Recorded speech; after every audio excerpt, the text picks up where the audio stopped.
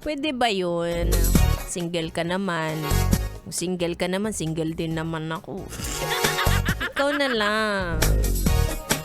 Ayaw mo? Eh di wag. Mga yes, friend, I'm back. It's me, Ganda Wanda.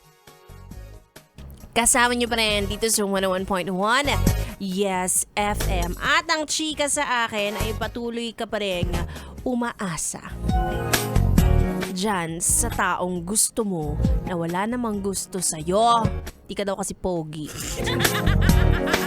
Hindi ka daw kasi type. Hindi ka daw kasi TDH. Alam nyo yun eh. Tall, dark, and handsome. Hindi pasok ka sa standards. Alam ko, ang sakit-sakit talaga nung lyric na ako na lang sana. Pero kung hindi ako, sana, ayoko na. Na parang sana mawala na lang yung feelings ko kapag hindi mo ako pinili. Olo. Grabe.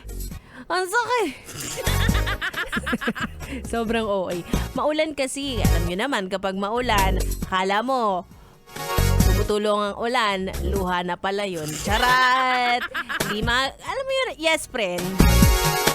Lagi ko sinasabi to, pag ayaw sa inyo, dapat hindi nyo na rin gusto. Kapag hindi kayo nakakakita ng konting spark, wag nyo na pong ipilit ng bonggang-bongga. Kasi sayang yung oras. Diba? Isipin mo yung kumpanya nyo nga, binabayaran yung oras mo tapos ibibigay mo lang sa taong wala namang interes sa'yo.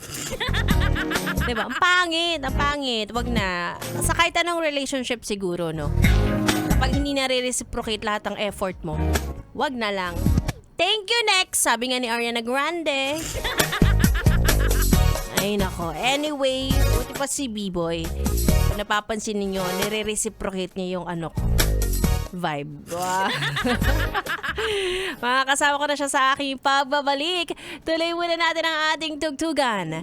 Dito lang sa 101.1 Yes FM Solid.